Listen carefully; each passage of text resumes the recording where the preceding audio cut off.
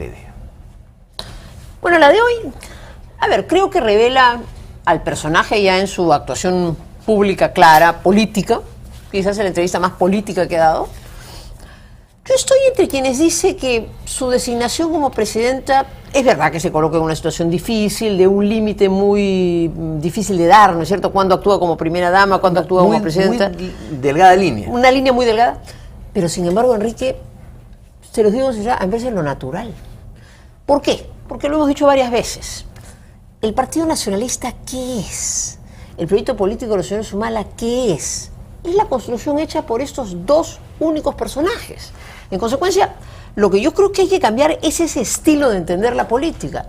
Pero que los señores Ollanta Humala y Nadine Heredia se sorteen los cargos, se turnen en las posiciones, uno diga que es la primera y el otro segundo, otro diga mi líder de su lideresa, es lo absolutamente natural, porque lo que estamos es ante una base de poder construida por esta pareja conyugal que un buen día decidió vamos a conquistar el poder en el Perú y lo han logrado y han tenido éxito. Lo peligroso es que eso no se maneje con límites y no se va a manejar con límites. ¿Usted cree que no se va a manejar con límites? No, porque es muy difícil. Si no teniendo el cargo político, los límites son muy difíciles porque la primera dama tampoco es una posición oficial. Ahora que tiene un elemento más para hacer política, ¿cuándo efectivamente se quita el traje de primera dama para entrar a ser la presidenta del partido y cuándo deja de ser la esposa? Es muy difícil. De modo que la vamos a ver en acción a lo largo de estos próximos meses. Hay que cuidar los recursos públicos. Eso es lo que me parece. ¿Usted cree que va a usar los recursos públicos bueno, para una cosa y para la otra? ¿Para qué? ¿Qué es lo que yo creo que... A ver, también si nos adelantamos un poco al tema, leyendo la entrevista de esta mañana y en general las presentaciones... Yo creo que a los señores Humala Heredia, la idea de continuar en el poder, lamentablemente es una idea que les seduce, está allí. Saben que es muy difícil, yo creo que es prácticamente imposible que la puedan llevar adelante. Me parecería que sería un atropello inconstitucional tan fuerte, por más que tenga el aval de un jurado nacional de elecciones que actuaría muy mal y tuviera un cierto respaldo popular, tendría una resistencia pública enorme y definitivamente tendría unas fuerzas democráticas muy atentas y muy activas. Entonces es una posición bien difícil, pero que la idea les seduce y les cascabelea me parece que es evidente. Entonces, ¿qué es lo que hay que cuidar?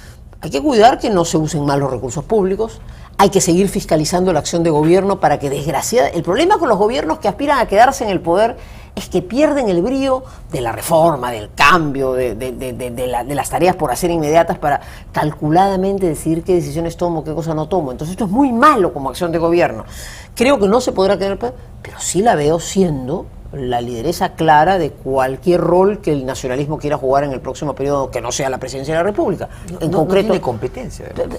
Es que además, ustedes amigos imaginan a alguien del nacionalismo imaginando que hubiera habido un debate y que hubiera habido una votación. ¿Alguien imaginaría otra voz diciendo enfrentándose a Nadine Heredia? Es imposible. Entonces, lo que pasa es que no podemos seguir en la política familiar. La política no puede seguir siendo la aspiración legítima de una persona que quiere que su esposa esté, su hijo mañana, su sobrino pasado. No, tenemos que institucionalizar la política, tenemos que hacer que la política sea mucho más que eso. ¿Y usted concuerda que en eso se parecen nacionalismo y fujimorismo?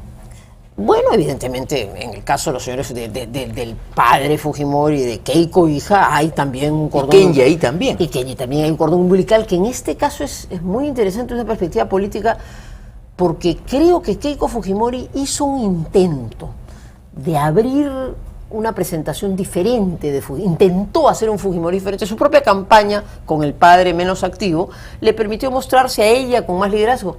Ha bastado que estos meses aparezca tan activamente la imagen del padre, dañado en su salud, pero activo políticamente, con un mensaje tan duro, que nos ha hecho recordar y resolver tanto, para que se haya desdibujado totalmente la imagen de ese fujimorismo edulcorado, y que mirando los espacios políticos hacia el 2016, yo creo que estamos clarísimos, tenemos el fujimorismo tradicional rancio, aunque tenga el rostro de Keiko, imposible de mostrarse distinto, pero que tiene un seguimiento en el país. Yo lo respeto y me siento muy a distancia de él.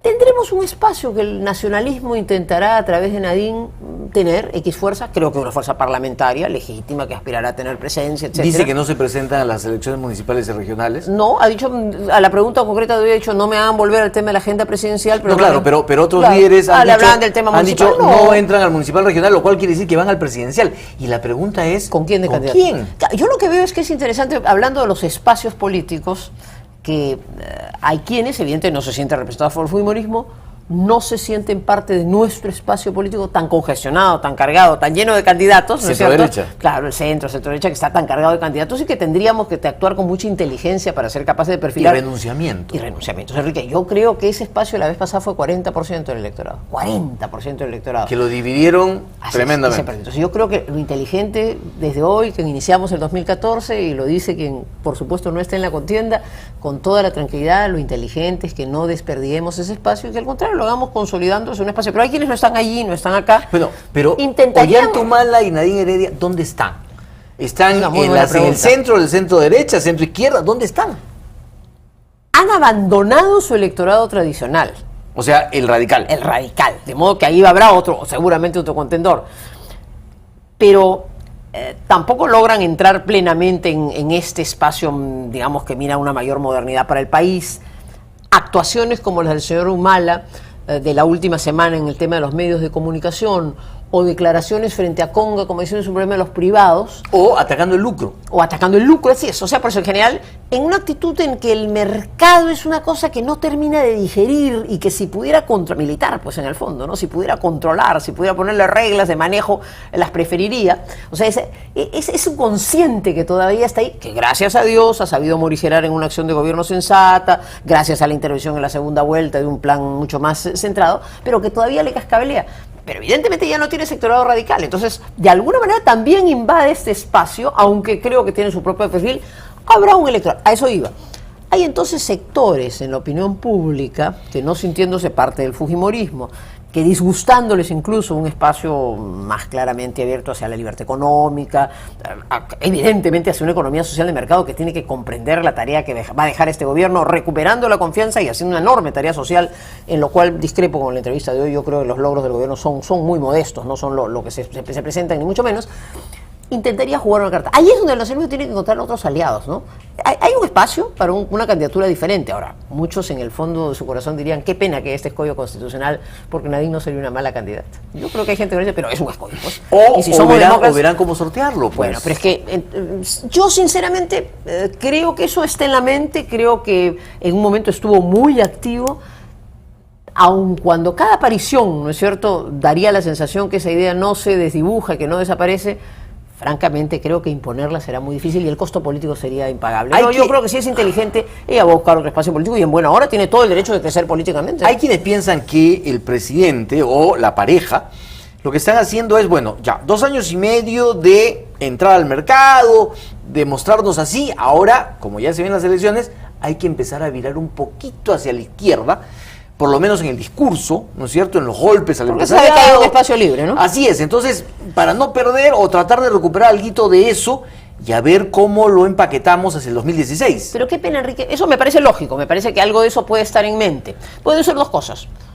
O no se terminó nunca de asumir el cambio, que es perfectamente legítimo, o sea, nunca perdamos de vista que el candidato de la primera vuelta era el candidato que fue, un candidato radical, ¿no es cierto?, que se mostró absolutamente contrario al modelo económico en marcha, que quería una actitud, el llamado nacionalismo era una cosa mucho más cerrada. Ironías de la vida, ¿no? El 27 de este mes, yo espero que el Perú abra, como todos esperamos, para bien, una nueva etapa en la relación con Chile, una etapa constructiva, positiva, de mirada juntos al Pacífico. Y le toca recibirla a él. A quien quería ir a marchar bandera, así es, que hizo en la frontera. Que hizo la bandera antichilena, ¿no es cierto?, una tesis central de nacionalismo. Pero es que tampoco perdamos de vista nunca, el nacionalismo de Humala no es el de los vascos, ¿no es cierto? No es el de los, claro. no es el de los catalanes pidiendo independencia. ¿Pero Ollantumala es un converso? No llega a serlo. No llega a serlo. Yo creo, contestaba a tu pregunta anterior, yo creo que es una persona que no ha terminado de convencerse de nada.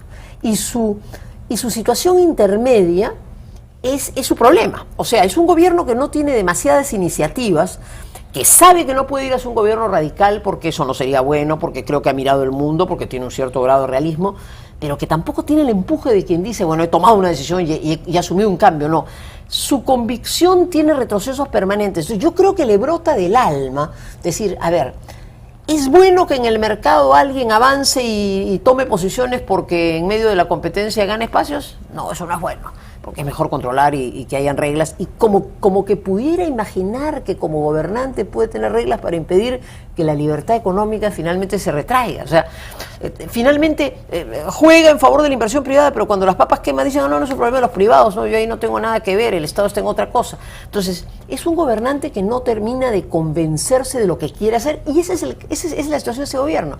Es un gobierno a mitad de cancha, a mitad de camino, sin grandes logros y sin grandes perspectivas. Es un gobierno mediocre. Es un gobierno mediocre. Yo creo que en general estamos más tranquilos porque no hizo barbaridades. ¿Y es un presidente mediocre? Bueno, es un presidente que no tiene grandes logros, porque no tiene miradas largas, porque no se ha esforzado ni jugado en realidad por nada.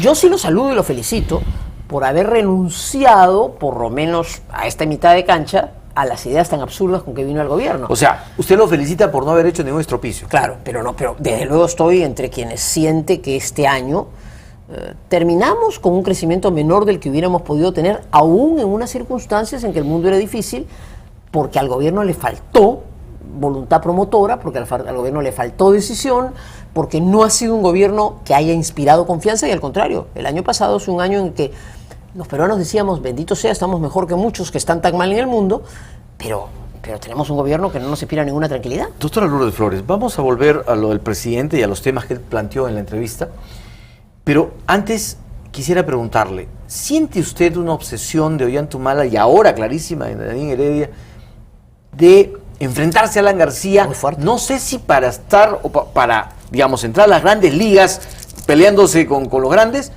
o para desaparecerlo del mapa. ¿Cómo? Interesante. Hoy que leí eso, reflexionaba respecto al pleito con García y respecto al pleito con la prensa, ¿no? Y quizás respetuosamente, simplemente porque tengo algunos años más en política, no porque no hayan logrado ellos los resultados que merecen y que el país les ha dado. Pero tengo a veces la sensación que es el entusiasmo juvenil que todos tenemos cuando arrancamos en política, ¿no es cierto? Cuando uno arranca en política y tiene ganas, y tiene voluntad y tiene ambición, a ver, ¿cuál es el peso pesado con el que me mecho? ¿No es cierto? Entonces, estos arrancaron pues con el grandoso y el grandazo y el panzón, dale, el panzón y el gordazo, y o sea, que era una forma bueno, fueron además sparring, ¿no es cierto? Una vez ganó uno, otra vez ganó el otro, o ya la segunda no, ya en el poder, pero digamos, sí, yo siento que ese sparring de García es un sparring que los alimenta, los entusiasma.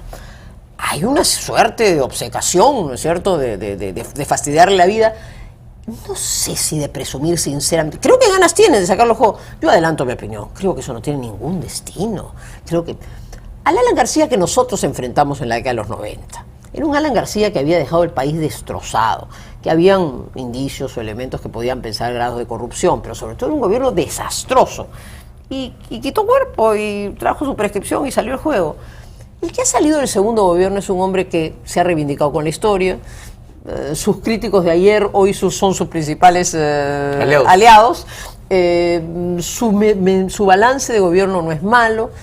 El tema por el cual se le pretende inhabilitar es absurdo. Pero entonces, parece que había un cambio de estrategia. Es decir, claro, va a ser difícil, o de repente lo logran, pero hay otras instancias a las cuales puede recurrir Alan García. Claro. Y entonces de pronto ha dicho Nadine Heredia, mejor políticamente lo anulo, y entonces salgo con lo de la reelección vitalicia y empiezo a decir, ya fue suficiente, ¿no? Bueno, ese es otro debate, que no es la única, veo que otra gente se lo plantea, pues es una pregunta que siempre se puede hacer en el Perú. Entonces, ahora quiere desacreditarlo políticamente para que no tenga una tercera opción. Ahí es otro debate, en ese es el juego político. Es legítimo. Y vamos a tener, dices tú, es legítimo, un ¿no interesante debate en unos instantes sobre quienes defenderán esa posibilidad, mientras una persona cumple el mandato constitucional, tiene todas las posibilidades de... Pero a lo que voy es aquí, eso es una estrategia legítima. Sí, legítima. ¿Usted diría que la inhabilitación no es legítima? Así es, esa es la diferencia. En el debate político nos podemos decir todo y es absolutamente válido que si Alan García aspira por tercera vez a ser presidente de la República, reciba esa pregunta del ciudadano común y corriente. ¿Usted, señor, aspira a gobernar por tercera vez para qué? Yo creo que Alan va a tener una explicación. y creo que es por eso no sería eventualmente un mal gobierno, porque será el gobierno de la consagración. O sea, si lo decidiera hacer, es la oportunidad que tiene de eso que él sueña, de estar en la historia consagrado. Me equivoqué la primera vez, rectifiqué la segunda, me consagro la tercera, bueno, está bien, si el destino le da esa oportunidad, tendrá que demostrar eso. Eso es lo que le esperaría a un gobierno de consagración. Pero decía este tema de enfrentarse a los poderosos, entonces arranca políticamente. Y este ataque, en concreto al Grupo El Comercio de esta última semana, me da la impresión, Enrique, primero que creo que la pregunta fue respondida quizás de manera poco reflexiva, ¿no? Siguiendo a Mario Vargas Llosa en su respuesta. Pero después ya cuando el jueves vuelve a la carga, ¿no es cierto? Vuelve a la carga, yo imaginé que no, vuelve a la carga. Entonces yo digo, claro, entonces ahora estamos en otro ataque. Ahora me muestro poderoso, señal de debilidad, señal de inseguridad. Me muestro poderoso enfrentando al poderoso en los medios. Entonces yo soy pues el presidente de la República, entonces ahora reto, a ver, ahora yo que tengo el poder, vamos a batir. Gravísimo, porque entonces ya se olvida él de su tarea. Su tarea como conductor no es procurar mostrar los dientes del poder, sino él no está ahí para ser el retador de todo el mundo, él no es Quito Llanta. A ver, pero ¿es un enfrentamiento a un grupo que él considera poderoso o es una legítima preocupación por digamos, lo que él siente que es pues un pulpo que avanza? En lo primero, lo último que acabas de señalar, es posible que haya una cierta influencia, vamos a llamarle, de pensamiento, ideología, eso que llamo poca convicción. Él finalmente no cree en el mercado plenamente. Entonces dice, sí, si alguien comienza a avanzar y se convierte en muy grande, entonces hay el riesgo que ese grande no permita que haya competencia y que alguien se perjudique con eso. Ahora, perdóneme, hay una disquisición. Me preocupa que haya alguien muy grande y que esto genere distorsiones en la libertad de expresión, o hay este es muy grande y además me critica, entonces, ¿qué hago? ¿Cuál de los dos es? Tratándose de un medio de comunicación, el segundo elemento es muy importante. O sea, no solamente puedo usar como pretexto el ciudadano, siendo que en realidad lo que me preocupa es que yo soy objeto de esa crítica. Cosa que también, digamos, me parece que es hasta injusto. Porque yo creo que en general el trato que y en eso discrepo de Vargas Llosa, yo no creo que la prensa peruana haya tratado a Ollanta gobernante con la misma virulencia que lo trató como candidato. Como candidato fue muy criticado porque todos teníamos una preocupación muy grande. Yo te diría más bien que en general la prensa ha sido crítica con Humala como tiene que serlo, pero ha sido muy respetuosa y ha sabido comprender su viraje y respaldarlo, y en momentos de crisis y dificultad le ha tendido una mano. Pero sí, en eso le sale ese talante, que es el tercer factor, el talante militar, que es el otro factor que juega. El hombre no convencido ideológicamente de los cambios y el militar que está atrás, que ya, calladito nomás, ha puesto en puestos protagónicos a todos sus compañeros de promoción, ya los generales de brigada y creo que ya el 1 de división se proyecta. Ya la promoción se proyecta que le correspondía, pero ya se proyecta y eso lo protege. Tampoco imagino, Enrique, contra aquellas voces preocupadas que pudiéramos estar en un escenario de posible quiebre democrático. Yo no lo imagino, no me parece que sería para nada viable, pero bien custodiado por si acaso con mis compañeros y con mi ejército al costado, es una forma de sentirme más poderoso. ¿Y a quién enfrento entonces? Y ese es mi tercer elemento. Aparezco o pretendo mostrarme fuerte enfrentando al que creo que es poderoso, en este caso a la prensa. Vamos a hacer una pausa y volvemos para tocar el tema justamente de las posibilidades de una amenaza a la libertad de expresión. Regresamos, estamos con la doctora Lourdes Flores Nal.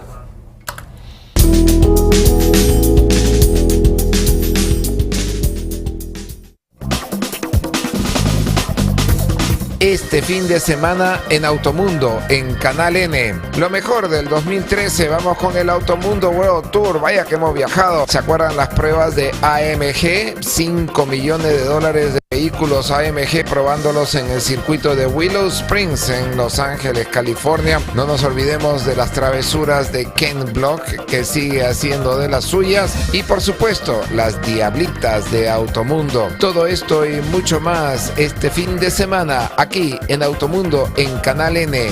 Soy Jorge Keckling.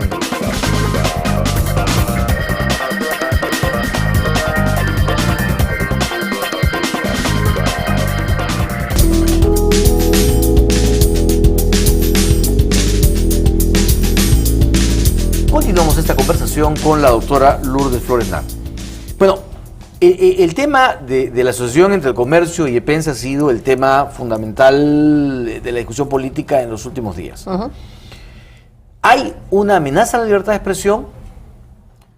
La expresión ha sido muy inconveniente por parte del presidente. Y la peor parte para mí, Enrique, ha sido ahorita no es ilegal. O sea, como diciendo, hay algo que se puede hacer que puede convertir esta situación en ilegal. Ahora, seguida de un debate en el Parlamento, es decir, de una iniciativa que alguien tendría que proponer para propiciar un debate que nadie ha propiciado. ¿Pero eso fue un exabrupto, una intención? Yo te diría que yo sentía, la semana pasada, fue esto, el domingo pasado, la entrevista propiamente, lo sentí una respuesta poco pensada. Cuando el jueves ya volvió con que eso se debate en el Parlamento, o sea, este no es un tema del Ejecutivo, sino en el Parlamento, cosa que es absolutamente absurda, porque si nadie ha propiciado nada, ¿por qué el Parlamento tiene que entrar a debatir? Me parece que ya entonces ya estábamos ante afirmarse en ese debate, tomándolo entonces como un tema propio. Pero han habido marchas y contramarchas. El ministro de Justicia sale a decir, ¿por qué no, no por una ley de supuesto. prensa? Después dice, no tenemos ninguna cosa en mano. Aparece Ana Jara, aparecen otros diciendo sí, no. Entonces, como que la cosa surgió en el instante. Totalmente, no ha sido yo no creo que ha sido de ninguna, por eso digo, la respuesta en la entrevista me pareció una respuesta un poco, viniendo de un presidente de la República, muy poco reflexiva, pero la sentí así.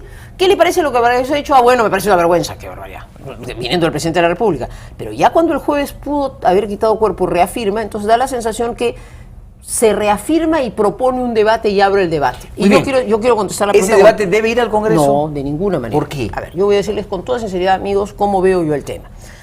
Con el respeto y cariño que siento yo por quienes están impulsando este debate, que es el Grupo La República, me parece excelente si es que hay un conjunto de ciudadanos que consideran que aquí puede haber un problema de índole constitucional, lo que han hecho los 8 destacados periodistas que han planteado una acción de amparo en el Poder Judicial. Es decir, le dicen a un juez o al propio Tribunal Constitucional, señor Tribunal Constitucional, analice usted si como consecuencia de esta mayor presencia de un grupo empresarial en la compra de medios de comunicación hay o no hay un acaparamiento, hay una toma de control, ¿no es cierto?, y que perjudica a los ciudadanos. Muy bien, eso es un lugar correcto. Es decir, alguien considera que hay una vulneración en una economía social de mercado, hay un acaparamiento, entonces lo plantea un juez.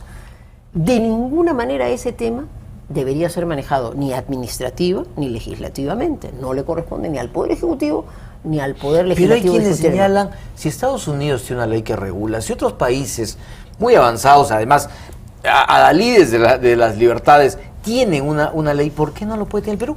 Yo creo, Enrique, que el Perú lo que tiene es en ese sentido una apertura absolutamente grande a la presencia de un pluralismo empresarial y de expresión. Sin ninguna ley hemos logrado en los últimos años, fruto de la competencia, que a nivel nacional y regional fluyan, como se ve hoy día en los medios de comunicación, 60 medios de comunicación escritos, o 40 o 60, me parece que he visto las dos cifras, que pertenecen a distintos grupos empresariales, unos con un medio, otros con 3, otros con 4, y uno que como consecuencia de esta compra de otra empresa llega a tener 10 medios de comunicación. Como se ha expresado y dicho con toda claridad, esta realidad no existía hace algunos años, en que al revés, la presencia en esta torta, en este reparto de medios era otra. De modo que la actividad económica en nuestro país ha permitido que con absoluta libertad se produzca esta competencia que nos permite a los ciudadanos elegir. En segundo lugar... Perdóneme, pero los que señalan que se debe discutir el tema y debe ser motivo de una ley, lo que dicen es, sí, pero este cambio que ha habido, sí, lo que puede hacer es que aparezcan medios que lo que hacen es imponerle a la población un punto de vista, evitando el pluralismo y evitando una variedad de la información.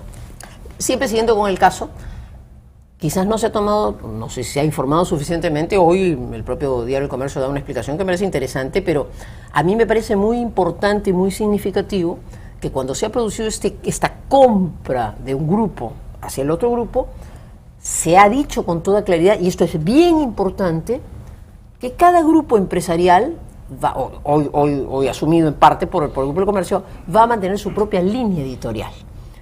Y se hace una reflexión que me parece válida. En el Perú, y hay que ponerlo en blanco y negro para que se entienda en este debate, si se quiere hacer un debate en serio, permítanme dar mi punto de vista, la línea editorial que caracterizaba el Diario El Comercio era bien diferente de la línea editorial que caracterizaba el diario El Correo, pese a que ambos en realidad son diarios defensores, digamos, de la libertad económica en el Perú. Y nos ha pasado a nosotros los políticos muchas veces tener enfoques radicalmente distintos frente a hechos de un grupo que, nacido precisamente de un sector empresarial, Luis Banquero Rossi fue el forjador del diario El Correo, de otro nacido más bien del mundo periodístico, enfocaban con miradas muy distintas problemas, aunque en coincidencia evidentemente de la libertad económica. Al mantener esa independencia creo que eso se garantiza. Es más, si eso no se hiciera, se hiciera daño al propio grupo. ¿O es que acaso, ojo, va a terminar convirtiéndose, asimilándose al trome y matando su propia competencia? No, interesa ir a nichos de mercado distintos. Y se dice con razón que de alguna manera de haberse producido una compra en el otro sentido, porque en el fondo hay que decirlo, lo que estuvo en debate fue una disputa de compras, sí hubiera producido probablemente el hecho que los adquirentes, el Grupo de la República, hubiera querido más bien que esta red difusora que representaba el Grupo Pensa se asimilara un poco más a su línea editorial, de la que evidentemente sí se distingue. De modo que, al haberse dicho, oiga, cada uno mantenga su línea editorial, creo que nos da una garantía a los ciudadanos de una línea de independencia mayor. Pero nuevamente vuelvo al tema. ¿Qué podría regular una ley? ¿Qué podría decirse? A ver, le vamos a seguir la palabra a quienes quieren una ley. ¿Qué quiere decir una ley? Oiga, señores diarios de medios de comunicación, cada uno cuando se crea tiene que definir. ¿Queremos volver a un sistema en el que alguien le ordena a un medio de comunicación cuál es la línea que tiene que seguir? No, pero podría regular, por ejemplo, límites a la propiedad, así como han querido poner límites a la propiedad de la tierra, en fin, límites a las fusiones.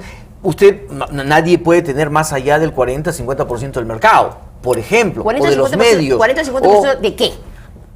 De la lectoría, del número de páginas que se emiten, del número de medios, de la publicidad. ¿Qué cosa es lo que queremos controlar?